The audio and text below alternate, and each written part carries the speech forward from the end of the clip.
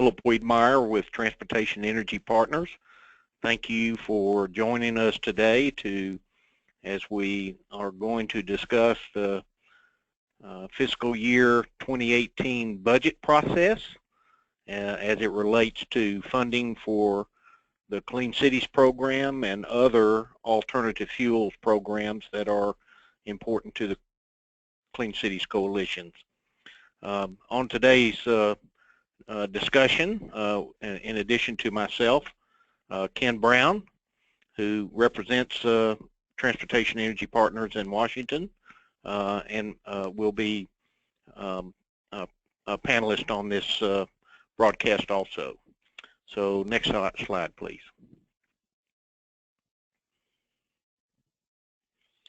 First, I want to thank our sponsors for our recent Energy Independence Summit that we held last month in Washington.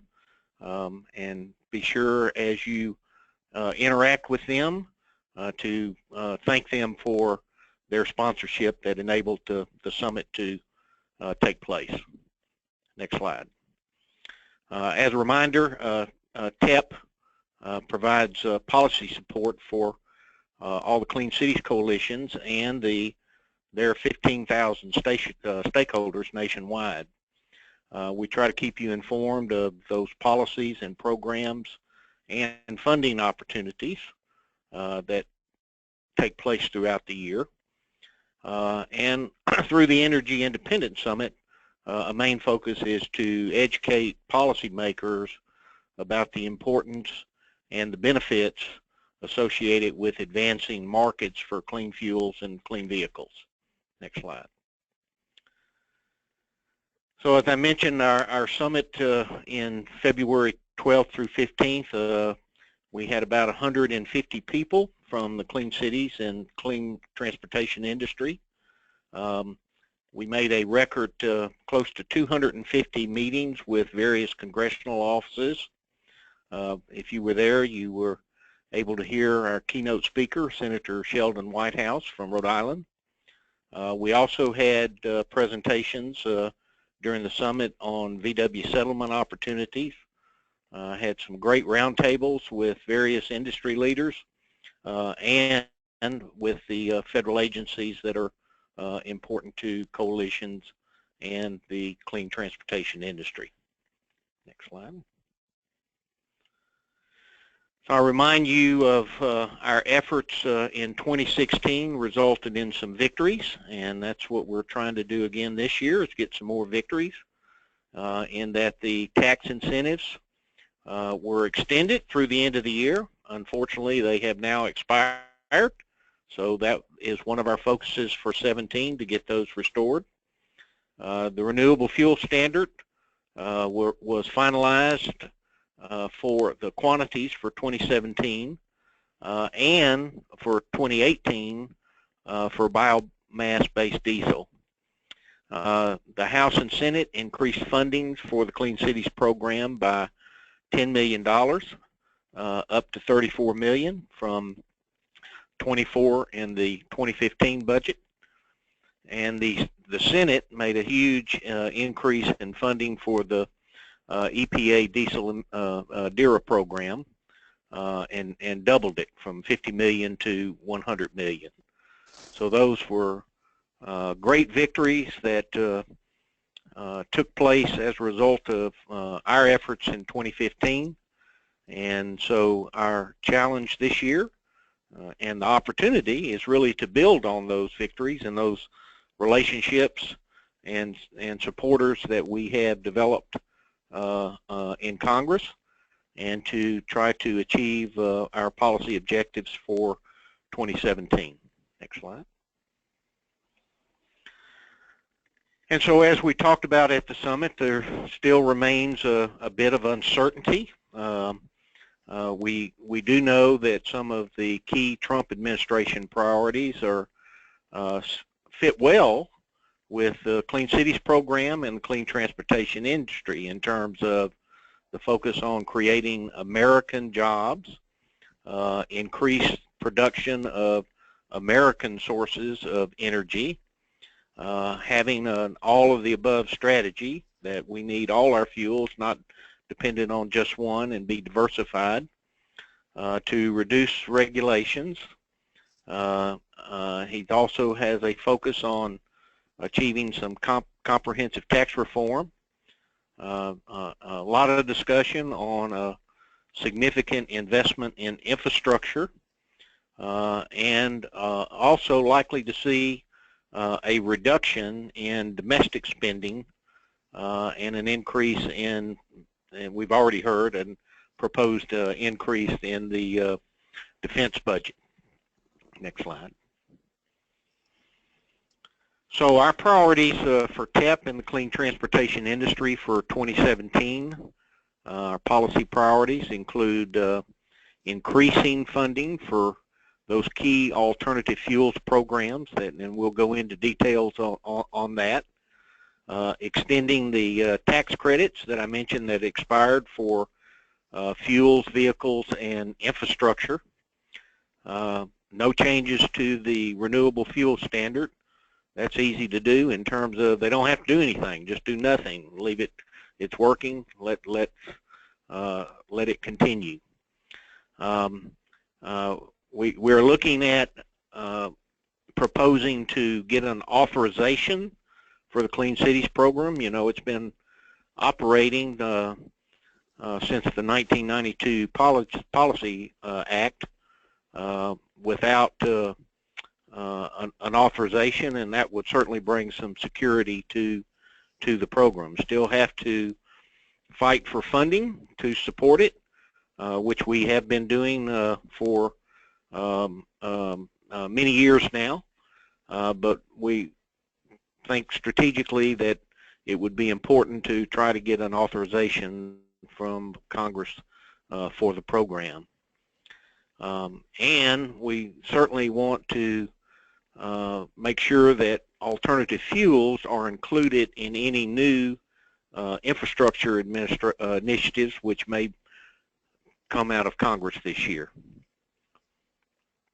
Next slide.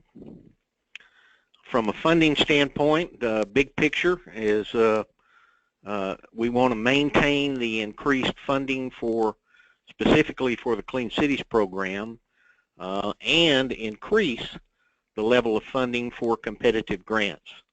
And we want to maintain the increased funding level for the EPA Clean Diesel program. Next slide.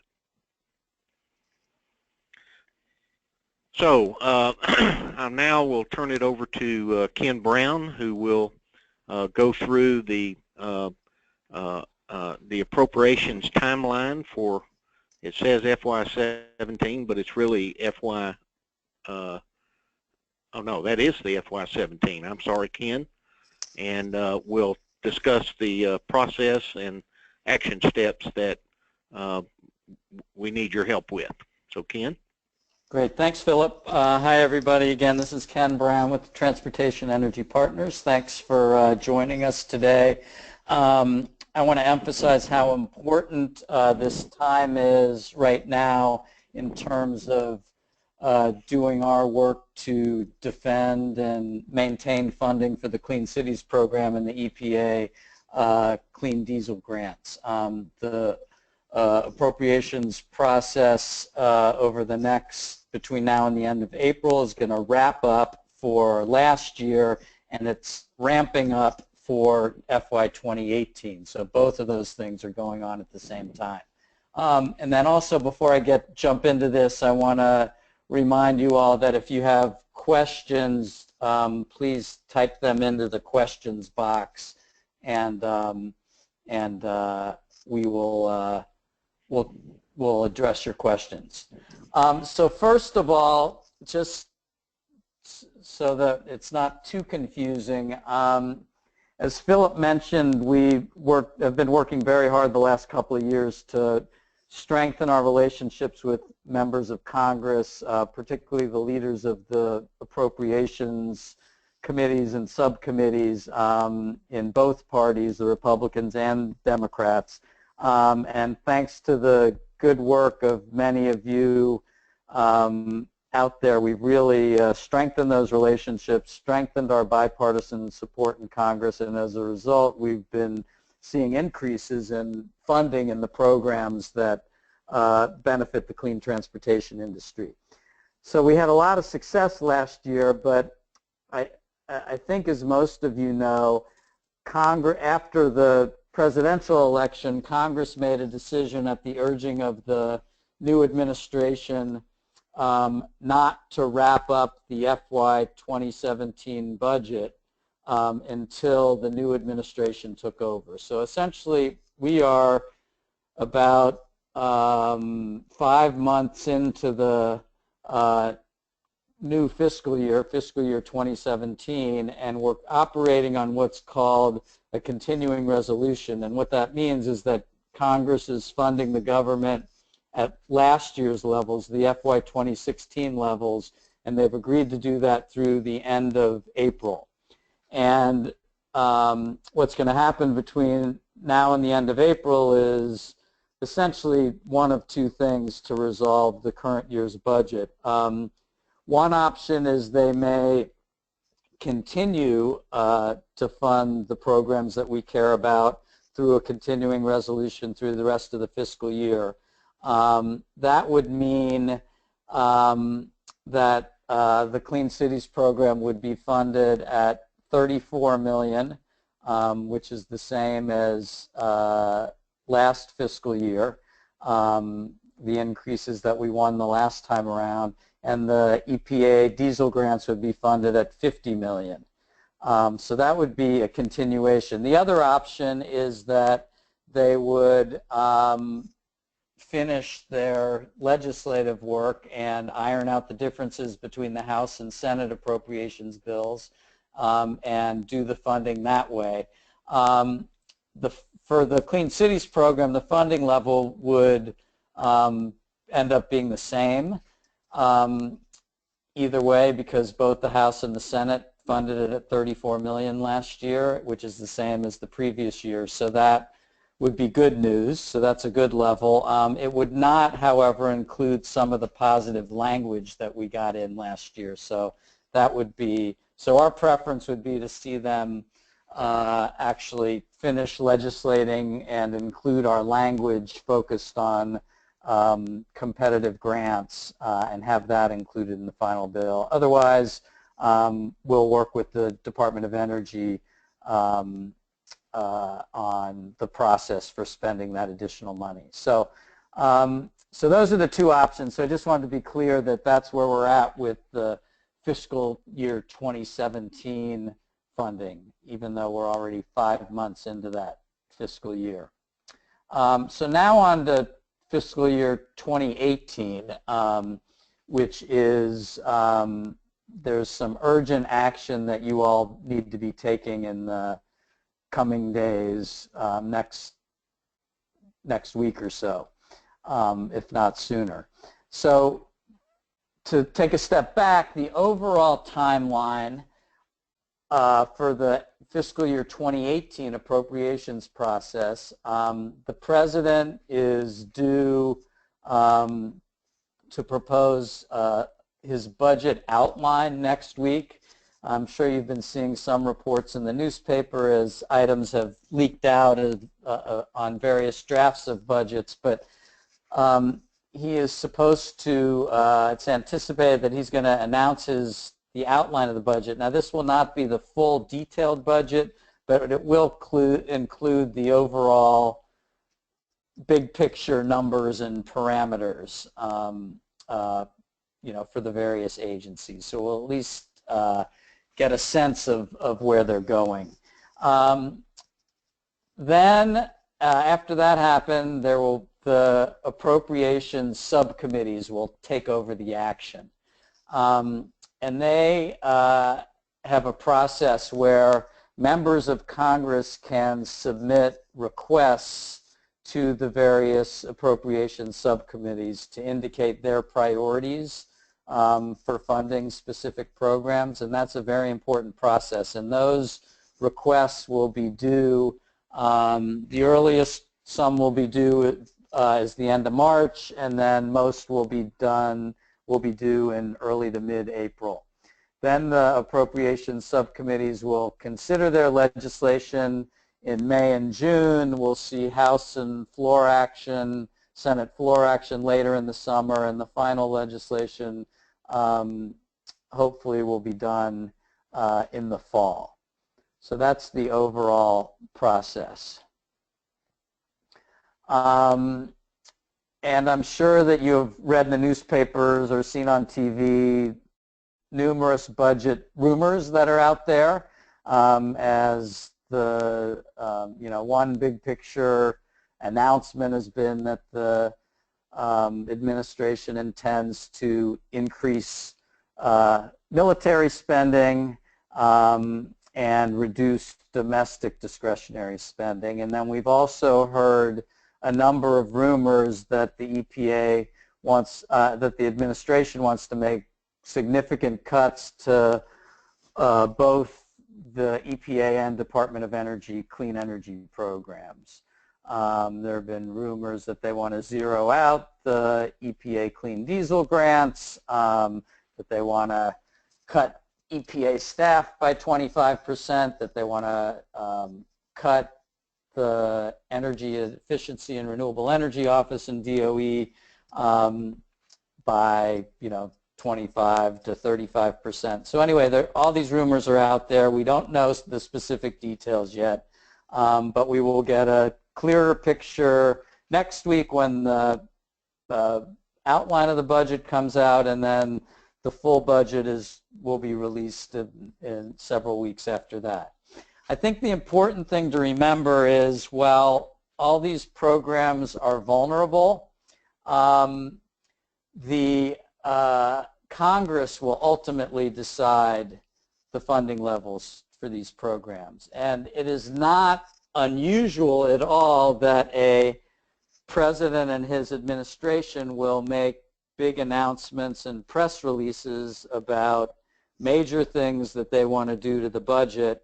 And it's not unusual. Sometimes those things get accepted by Congress, but many times those things do not get accepted by Congress. Or if they do get accepted, only in a small portion of those items get accepted by Congress. And to give you one example is, in the last administration, you'll probably remember the Obama administration in several of its budgets proposed massive increases in electric vehicle deployment and infrastructure deployment, and most of that was rejected by the Congress. So the bottom line here is, we're going to see a new debate.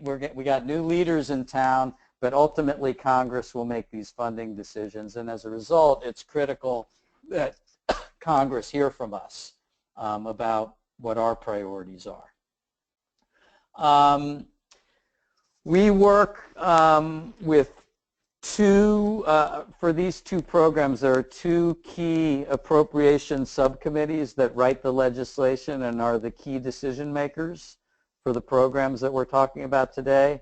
Both the House and Senate have energy and water appropriation subcommittees. They're responsible for setting the levels of funding for the entire Department of Energy amongst other agencies. And you can see here who the key leadership are. And then the Senate Interior and Environment Appropriations Subcommittee is the subcommittee that will write the legislation that funds the Environmental Protection Agency's budget. So those are the two key subcommittees. Those are the people that we need to influence and remind how valuable and important these programs are and all the benefits that they deliver to communities across the country. And the good news is that we have developed very good relationships with these folks and strong support, bipartisan support within these subcommittees. And I want to give a special shout out to Jonathan Overly in Tennessee for the great work he's done with his stakeholders in strengthening our relationship with Senator Alexander. Richard Battersby and all of the California coalitions for the great work they've done with Senator Feinstein from California. Our two coalitions in Idaho, the Treasure Valley Coalition and I think the Yellowstone Teton Coalition, both of them have been extremely effective in working with Congressman Simpson from Idaho, the House Chair. Clean Fuels Ohio has done a great job with Marcy Kaptur. Our New Mexico folks have jumped in with Congressman Udall. And then we've had Lisa Thurston out in Minnesota doing a great job with Congresswoman McCollum. So it really shows the benefit of having an organization with coalitions and stakeholders located in communities all over the country. So thanks to everybody. So here are our recommendations for Clean Cities funding for the fiscal year 2018. We are proposing $40 million for the Clean Cities program, which would be up $6 million from 2016 and 17. We're proposing that at least $20 million of that go for competitive grants, and the grants would be focused on funding for vehicle and infrastructure deployment projects. We're recommending, our language recommends that the Department of Energy would be encouraged to make most of its competitive grants in the $500,000 to $1 million range. And we're proposing that because we believe for a couple of reasons. One is you can fund more and different types of projects, and you can gives greater opportunity for more coalitions and more places around the country to participate in grant-funded projects for deployment. And finally, our language, as you'll see, recommends that coalitions be a project participant for the grant-funded projects. Here's a little chart that shows history of the recent history for funding of Clean Cities. You can see there are two line items here. One is called Outreach, Deployment, and Analysis, and the Clean Cities deployment program comes within the Outreach, Deployment, and Analysis section of the budget. I put that in there because our language refers to both of that.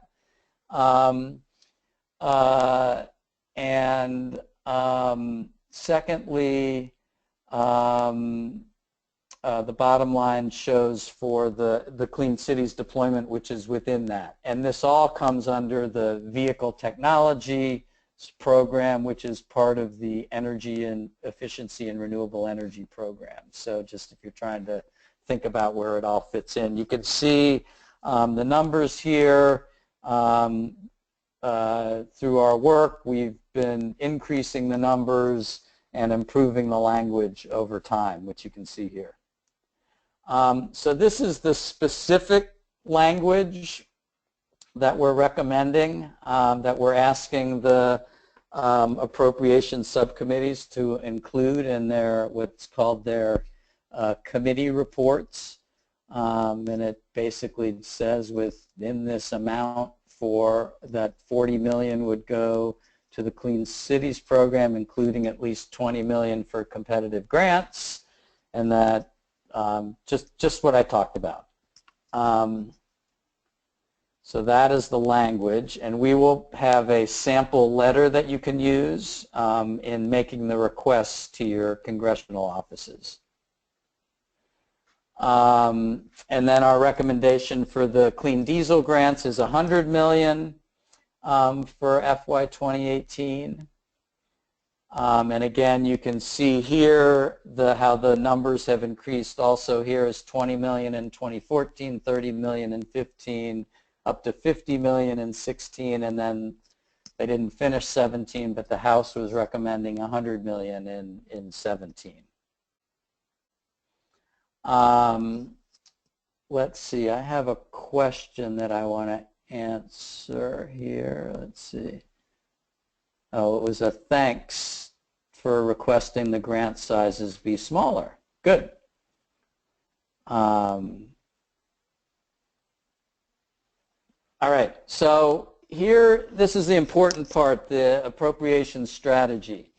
So essentially, the way this works is that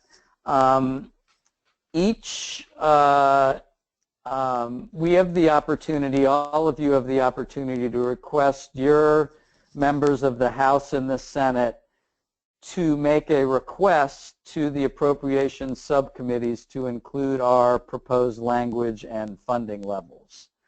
And then each member of Congress, not all of them, but most of them have a process where they either want you to fill out a brief form or with your request to them or send them a letter.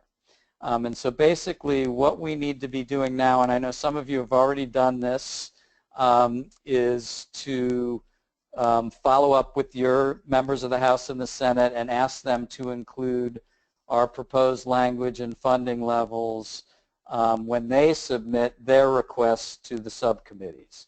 And then after you make your requests, you want to follow up and make sure that they submit the requests to the subcommittees. Ken? Yeah, go ahead.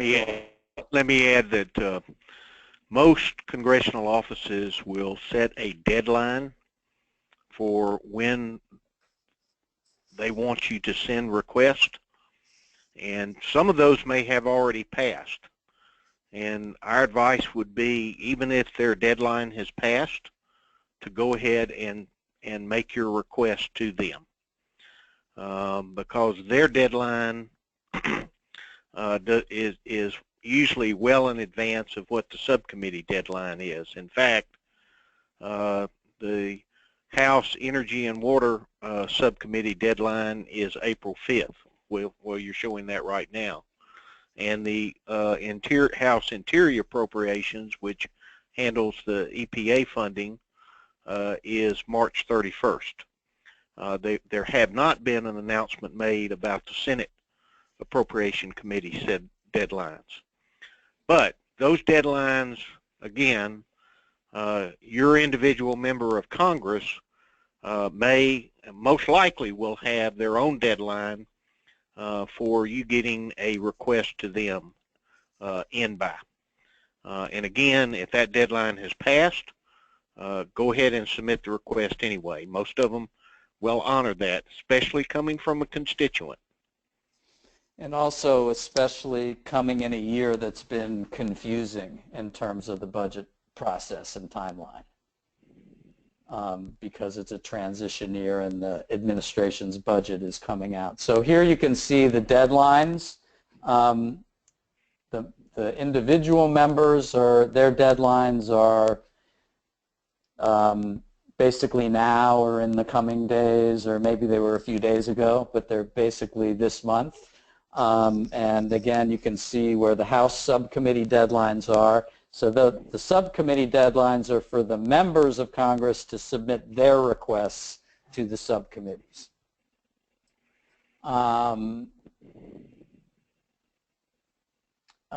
So the key next steps.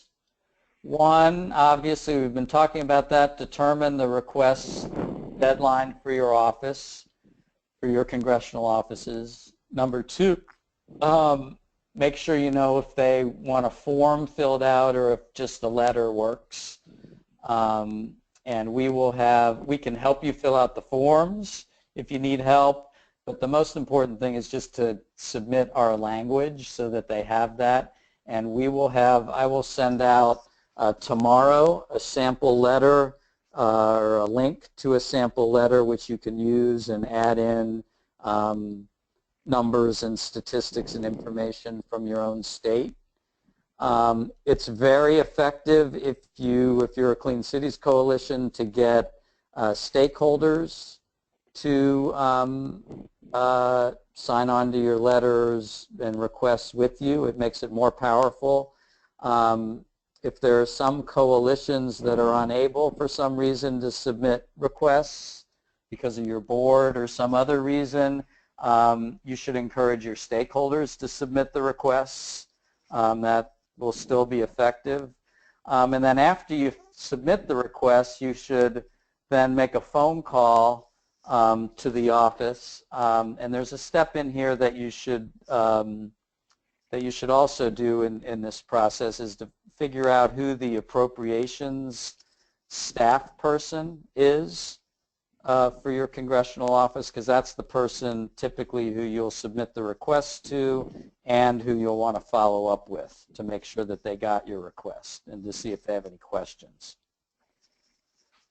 Philip, any other comments on those steps? I think you covered everything, especially important to emphasize, as Ken did, getting stakeholders to either sign your letter or send their own letter, or if you're a coalition, as Ken said, that can't have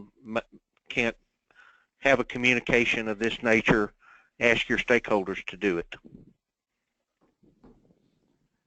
Let's see. And then just very briefly, that's the appropriations process. So if you have questions, and I'm going to take a look for those of you who have submitted questions, and we'll respond to those.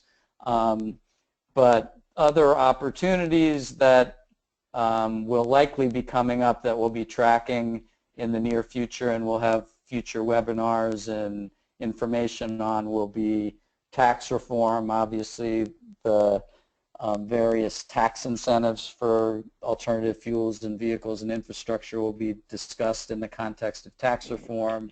There may be energy legislation, so there could be opportunities there. And there is significant discussion about infrastructure legislation, and just saw some news today that the chairman of the House Transportation and Infrastructure Committee plans to move infrastructure legislation this year.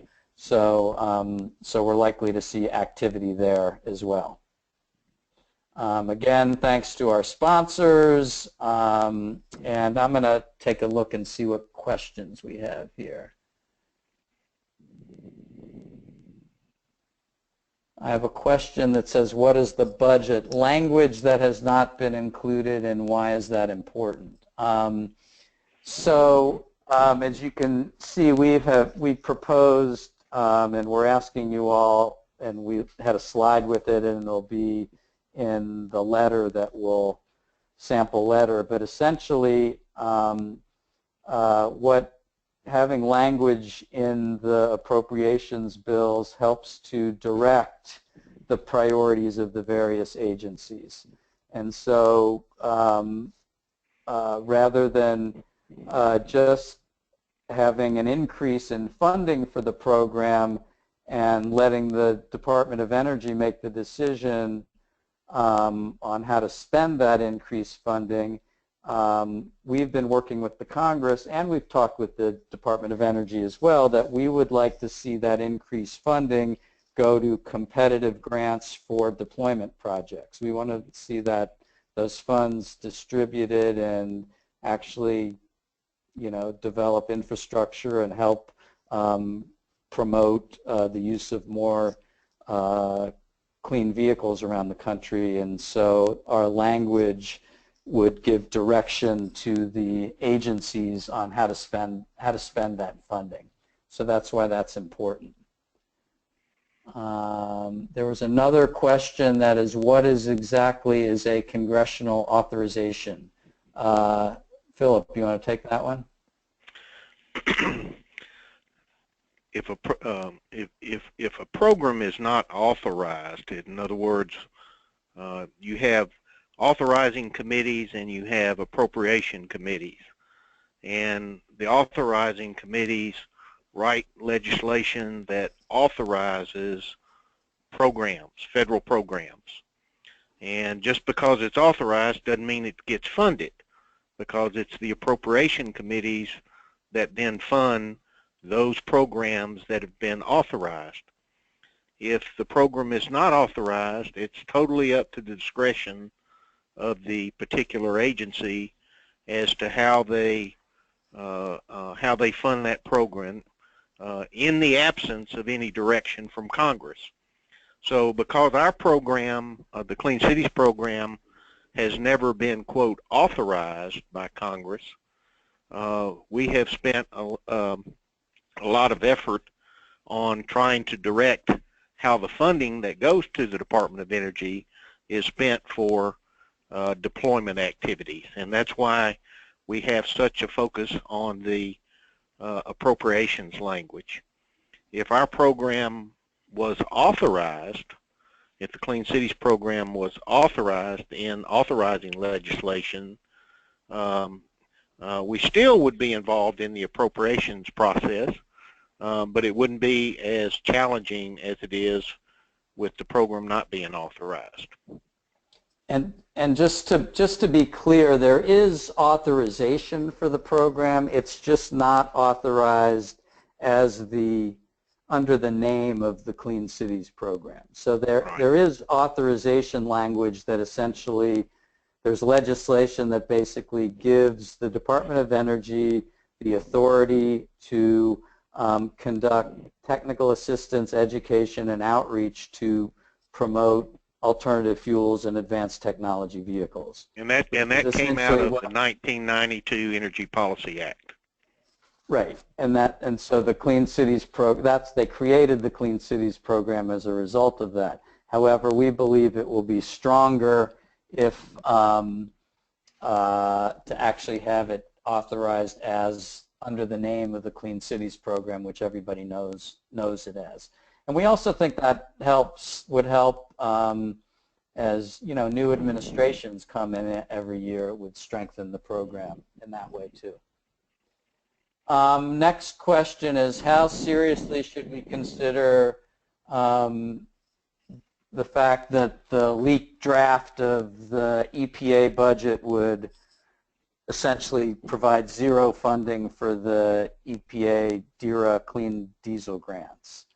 I mean, I think we should take it seriously. I mean, it's an initial indication, though it hasn't been published yet, of what some in the administration's priorities are, and they're clearly indicated a number of times that they're looking to cut funding at the EPA. However, again, as we've talked about before, Congress is going to ultimately decide, number one.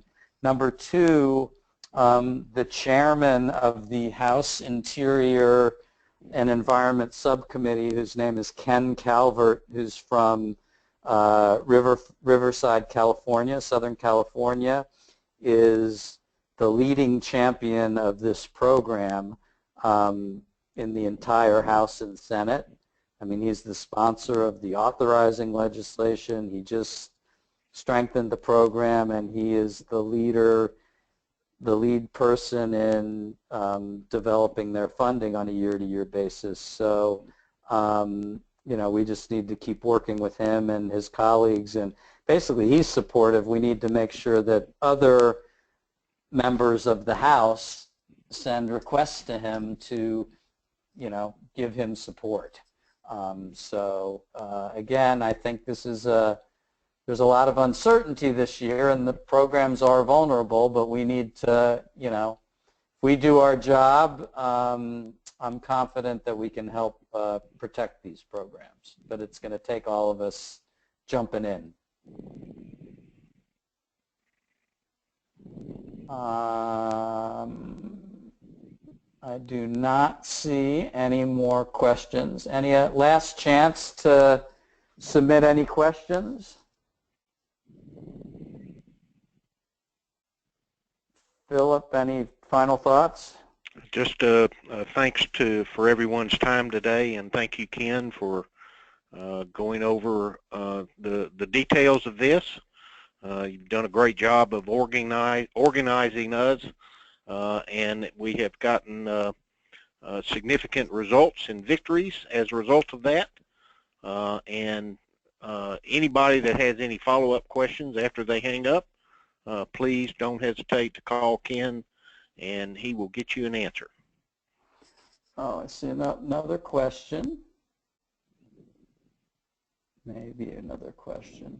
Oh, looked like somebody was starting to ask a question. There we go. Wait a second. The question is it more powerful to have our stakeholders send their own letters or sign on to ours?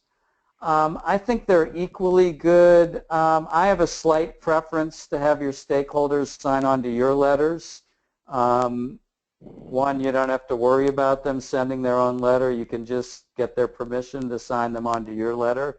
So it's an easier process.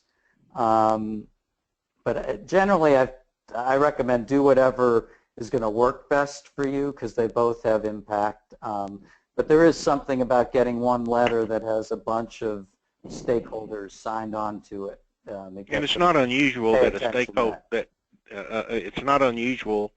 that a stakeholder organization or company may have a policy of not signing on to, group type letters like that, and that's fine, and you should respect that, and but request that they send their own too. Right. Yeah. So either works. But I agree with Ken. My preference would be to have them sign on to your letter.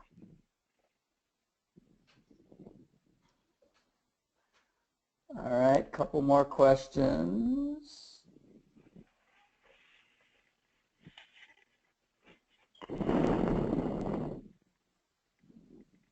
Hang on.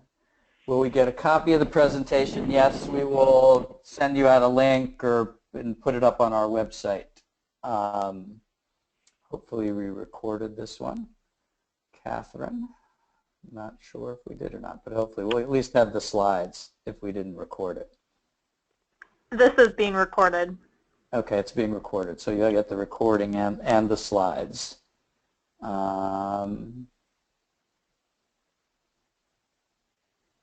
This is a good question. We have heard, it hasn't been announced yet, but or maybe, I don't know, maybe it has been announced. The question's about there's been a discussion of rolling back the CAFE auto efficiency standards, the next round that's due to go into effect, I don't know when, but they're supposed to be doing a review now. It's been done in 2 phases. Well, actually, they just finalized that, Ken. In the Obama administration, finalized that in January, the latest round, and there's some discussion now, and some requests have been made about revisiting that. Right.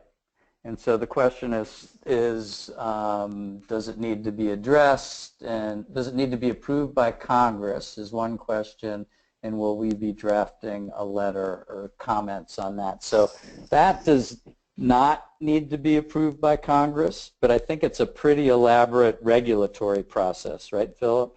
That's correct. There's rulemaking. There's a formal rulemaking that would be required. There's likely to be legal challenges to any proposed rule changes that would be made that would help to delay the process. And so it is one that we will be monitoring, and if it's deemed that it would be appropriate for TEP and Clean Cities coalitions to engage in that, either submitting comments through a rulemaking process or whatever, we will certainly be involved.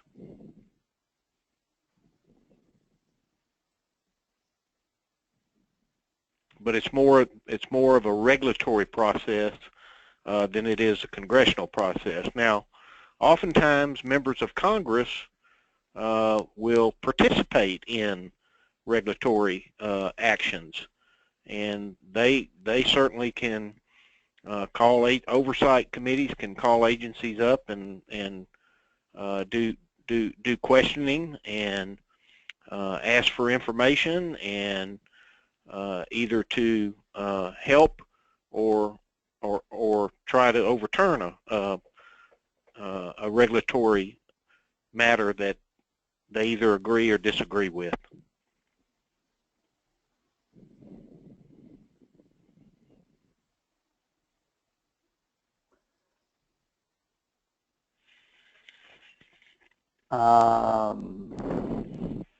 Any other questions, Ken? No,